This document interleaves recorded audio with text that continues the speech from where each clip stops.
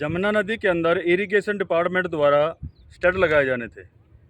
हर साल कई करोड़ रुपए का ग्रांट आती है और उस ग्रांट को पानी के रुकाव करने के लिए स्टड बनाए जाते हैं, जिसमें तारें भी बिछाई जाती हैं और पत्थर लगाए जाते हैं।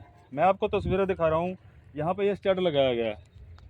पीछे जो बीच में थे एक आधी तारें हैं, लेकिन आप यहाँ देखिए कि ये जो स्टड बनाया गया है, मैं आपको दिखाना चाहूँगा कि ये जो स्टड बना रहते हैं जो देखिए, इसमें कोई भी किसी प्रकार का तार नहीं है। ये आप देख रहे हैं तस्वीरें, यहाँ पे कोई भी वायरिंग नहीं है, तारें नहीं है। मैं इस दिखा दूँ, ये देखिए कोई भी प्रकार की किसी प्रकार की तारें नहीं है और बिना तार के ये स्टड बनाया गया है। ये तस्वीर आप देख रहे हैं कि ये जो एरिया है ये है जप्ती छपरा, शहीद छपरा साइड की ये सारी लोकेशन है। और जितने भी स्टड बनाए गए, एक आगे और भी आप देख रहे हैं, वो भी आगे स्टड बनाया गया है। ये नहीं कि सारे के सारे पत्थर ऐसे ही बह रहे हैं। इससे पहले जो स्टड बनाए गए थे वो बीच में देखिए, वहाँ पे आपको पत्थरों का ढेर नज़र आ जाएगा। और यहाँ पर भी देखिए, यहाँ पे मेला भी लगता है।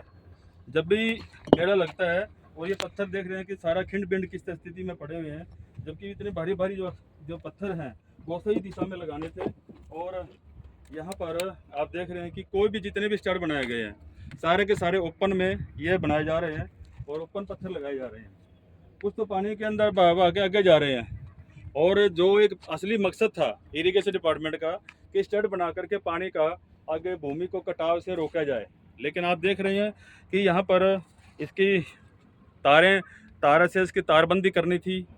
इससे पहले जो स्टड लगाए जाते थे वहाँ पे तारबंदी भी होती थी, जिससे कि पत्थर कई वर्षों तक बने रहे। जहाँ पे स्टड लगाया गया है आगे कटाव ना हो। असली मकसद ये था कि जो जमुना है, क्योंकि इसके दोनों तरफ के जो सिरे हैं वो कच्चे हैं, कि गांव में कोई बाढ़ का कारण ना बने, गांव में किसी प्रकार का भूमि कटाव ना हो, उसके लिए स्टड जगह जगह बनाए जाते थे। अब ये देखिए 2-3 स्टड ये आगे हैं, वहाँ पर भी एक पुराना स्टड है जहाँ पर तारें लगाई गई हैं। इसके अलावा किसी भी स्टड के ऊपर कोई वायरिंग नहीं है। सारे के सारी जो तारें हैं, स्टड है, बिना तारों के ये बिछाया गया है। अब हम इसके बारे में एक्शन या एससी को हम जानकारी लेना चाहेंगे कि आखिरकार जो आपने ये लाखों करोड़ रुपए का जो पैसा है, क्या ये ऐसे बिखेरने के लिए इस्तेमाल किया गया है कि आप इसमें कहीं पे भी कोई स्टड ना लगाएं, कहीं पे भी ऐसे पत्थर आए और अपना गिर गए और चले गए।